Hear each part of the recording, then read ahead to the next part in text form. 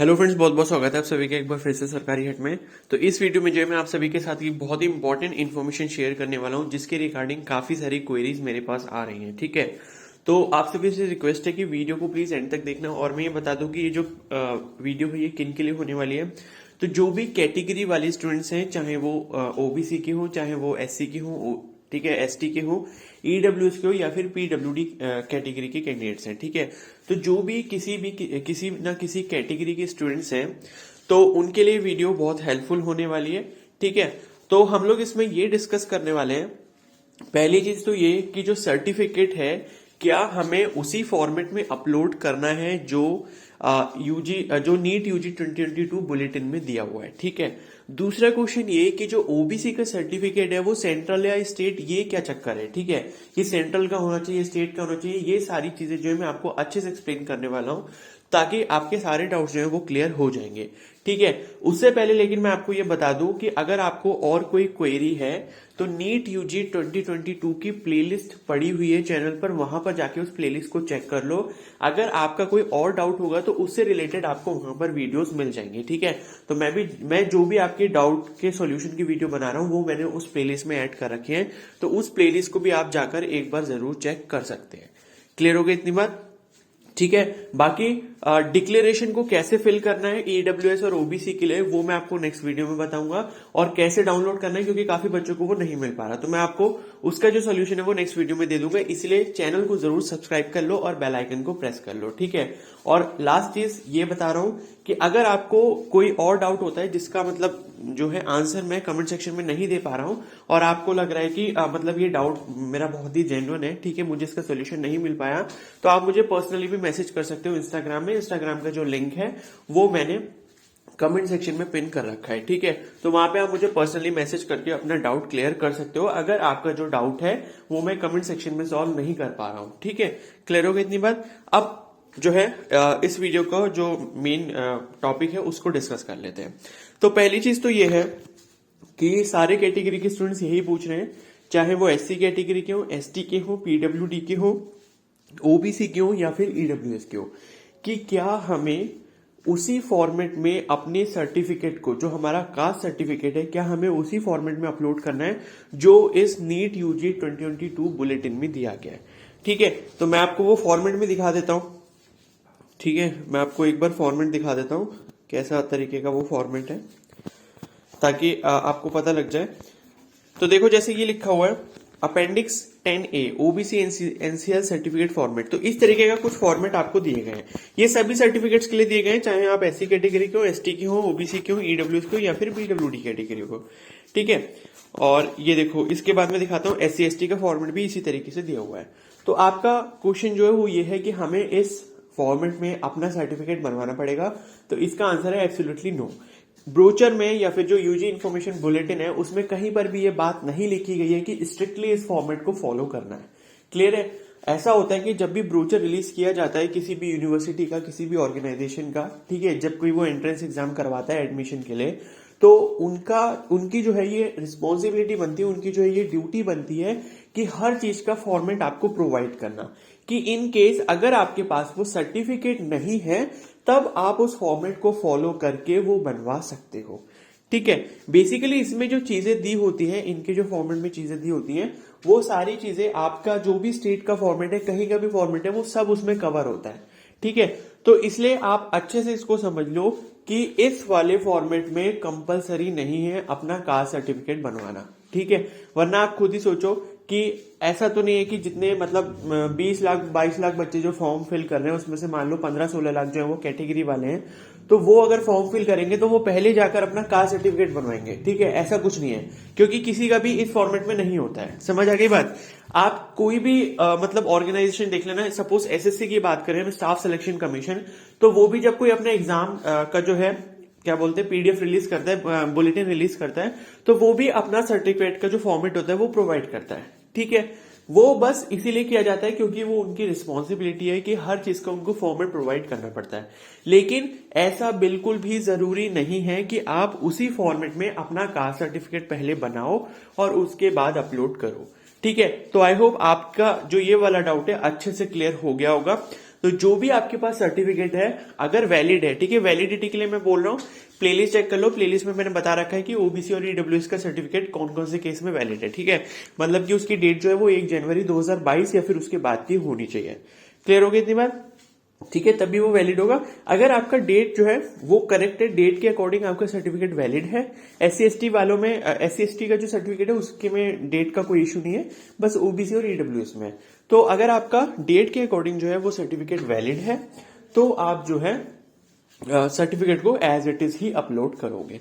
और अगर मान लो आपकी डेट में कुछ इशू है ओबीसी या ईडब्ल्यूएस में तो आपको डिक्लेरेशन अपलोड करना है, ठीक है। डिक्लेरेशन पर मैंने प्रीवियसली वीडियो बना रखी है, और डिक्लेरेशन का फॉर्म कैसे डाउनलोड करना है, उसको किस तरीके से फिल करना है, क्योंकि उसमें 2 डेट्स दे रखे हैं, शायद नेम किसका आएगा, ये सारी चीजें मैं आपको नेक्स्ट वीडियो में बता दूंगा, ठीक है।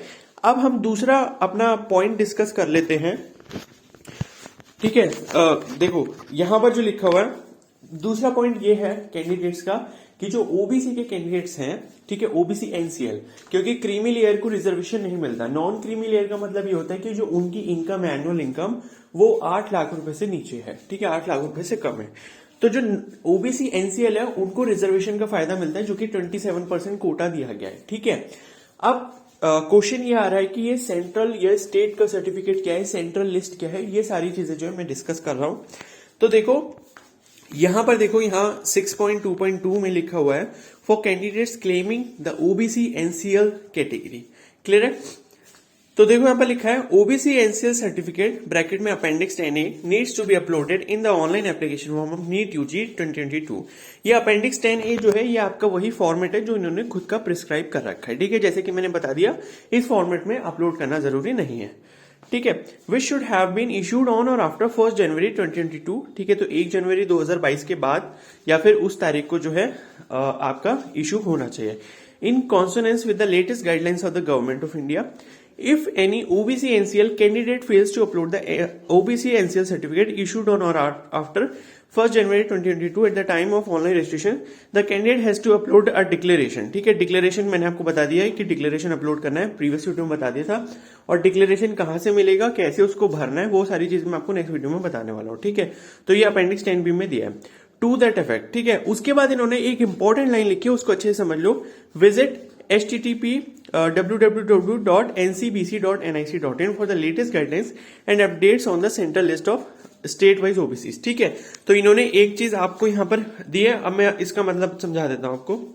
देखो यहां पर लिखा है, ये लिखा हुआ है other backward classes belonging to the non creamy layer 27% of seats in every go OBC should be listed in the current updated central list of OBC, ठीक है। तो देखो ऐसा है कि ओबीसी का जब आप सर्टिफिकेट अपलोड करोगे तो आपका स्टेट का बना हो या सेंट्रल का बना हो, उससे कोई दिक्कत नहीं है, आप कोई भी अपलोड कर सकते हो जो आपके पास बना हुआ है। लेकिन इन्होंने कंडीशन ये रखी है कि जो आपका ओबीसी वाला सर्टिफिकेट है उसमें आप जब चेक करोगे, उसको सर्टिफिकेट को चेक करोगे, तो उसमें एक जगह पर आपकी कास्ट के बारे में लिखा होता है, जो आपकी कम्युनिटी होती है उस कम्युनिटी का नाम मेंशन होता है, ठीक है। तो और देखो फिर सेकंड पॉइंट क्या लिखा है, OBC is present in the state list but not covered in the central list of OBC as per the list in http www.ncbc.nic.in are not eligible to claim the reservation, ठीक है। तो इसका मतलब यह है कि मान लो आपका स्टेट का सर्टिफिकेट है, उससे कोई इशू नहीं है। स्टेट लिस्ट में जो है आपकी जो कास्ट है वो मेंशन की गई है कि वो ओबीसी के अंदर आती है, लेकिन वही कास्ट जो है अगर आपकी सेंट्रल लिस्ट के अंदर नहीं आती है तो उस केस में आप ओबीसी का फायदा नहीं उठा सकते, उस केस में आपको अनरिजर्व कैटेगरी ही फिल करनी पड़ेगी, ठीक है। अब मैं आपको अच्छे से एक बार बता देता हूं, देखो, ठीक है। तो मैं आपको जो है एक बार गूगल पर लेकर चलता हूं, या मैं एक काम करता हूं, यहीं से ये जो लिंक आ रहा है ना ncbc.nic.in, इसको ओपन करके दिखाता हूं।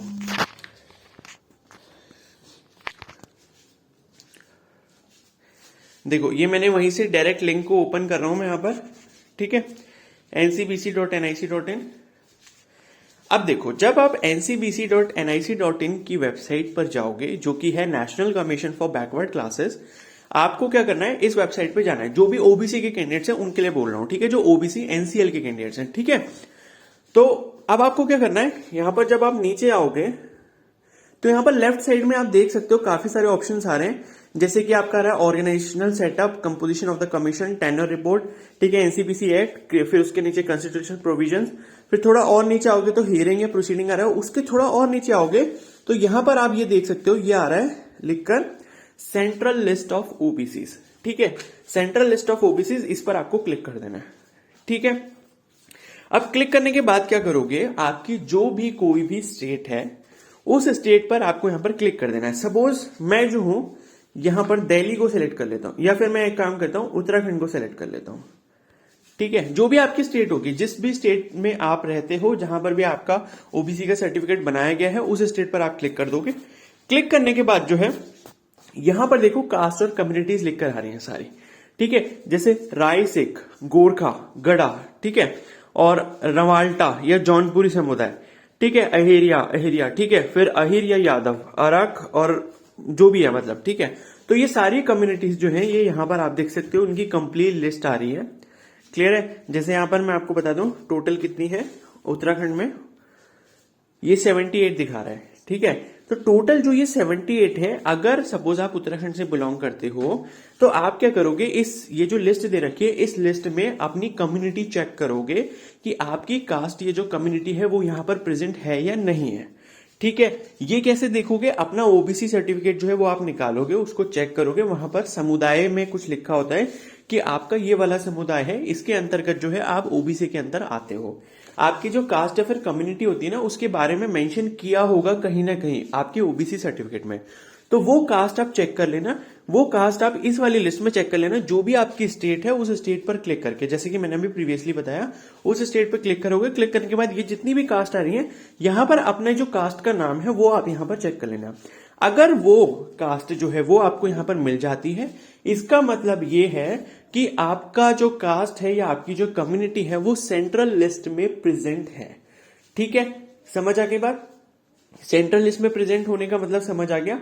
अब यहां पर क्या होता है देखो, अगर मान लो आपने पहले कभी इसको चेक करा हो तो फिर से चेक कर लेना, इसको फॉर्म फिल कर रहे हो जब अभी, क्योंकि क्या होता है ये जो चीजें हैं ये बार बार चेंज होती रहती है। कई बार क्या होता है कोई नई जो ओबीसी कम्युनिटी है वो इसमें ऐड हो जाती है, और कई बार क्या होता है इसमें से कोई ओबीसी कम्युनिटी रिमूव हो जाती है, ठीक है, सेंट्रल लिस्ट में। मतलब स्टेट लिस्ट में हो सकती है वो आपकी कम्युनिटी, लेकिन ये जरूरी नहीं है कि वो सेंट्रल लिस्ट में भी प्रेजेंट हो। तो इसलिए आपको ये चीज वेरीफाई करनी है, और वही चीज जो है मैं आपको दिखा दूं यहां पर ब्रोचर में लिखी है कि सेकंड वाला पॉइंट देखो, OBC is present in the state list but not covered in the central list of OBCs as per the list in ncbc.nic.in are not eligible to claim the reservation. Clear हो गया इतनी बात।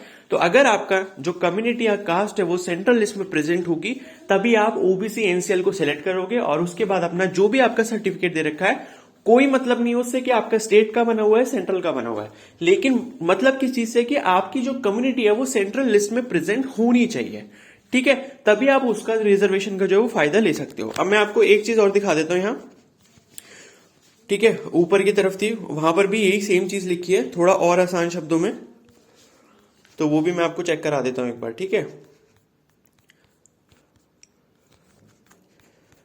ठीक है, मैं इसको search कर लेता हूं जरा,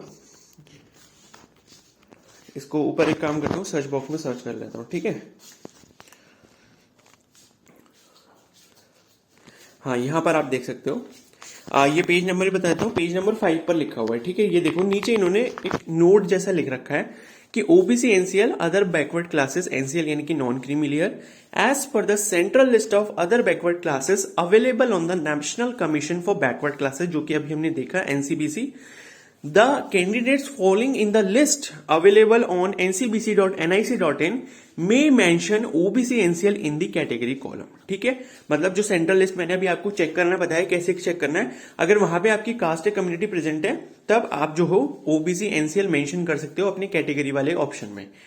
state listed OBC NCL candidates who are not in OBC NCL central list must choose general, ठीक है। तो समझ आ गई बात। मान लो अगर आपके पास सर्टिफिकेट है, मतलब इसका यह है कि आप स्टेट लिस्ट में तो आते हो, लेकिन अगर आपने सेंट्रल लिस्ट में चेक करा, जैसे मैंने अभी बताया था कैसे चेक करना है, तो उस तरीके से जब आप चेक करते हो और ये पाते हो कि सेंट्रल लिस्ट जो दे रखी है वहां पर एनसीबीसी की वेबसाइट पर, उसमें आपकी जो कास्ट या कम्युनिटी है उसका नाम मेंशन नहीं किया गया है आपकी स्टेट के अंदर, तब आपको जनरल चूज करना पड़ेगा। समझ आ गई बात। आई होप आपको अच्छे से क्लियर हो गया होगा इसका मतलब।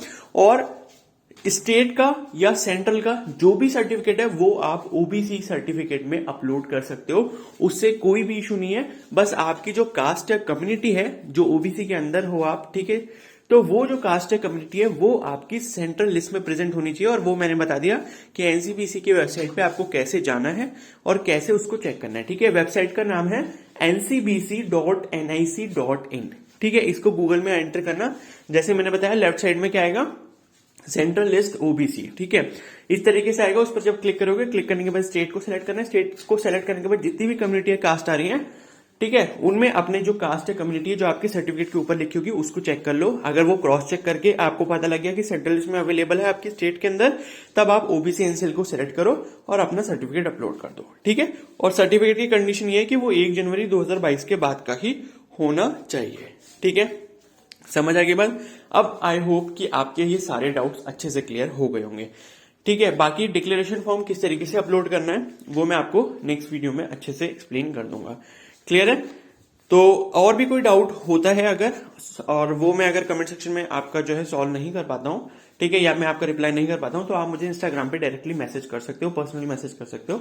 उसका लिंक जो है मैंने कमेंट सेक्शन में पिन कर रखा है। ठीक है, तो अगर ये वीडियो हेल्पफुल लगी तो प्लीज को जरूर लाइक कर देना और चैनल को जरूर सब्सक्राइब कर लो और बेल आइकन को प्रेस कर लो ताकि ऐसी ही इंफॉर्मेटिव वीडियोस आपको मिलती रहे। ठीक है, और भी कोई डाउट है तो मुझे कमेंट सेक्शन में आप जरूर बता सकते हो। Okay, so thank you and have a nice day.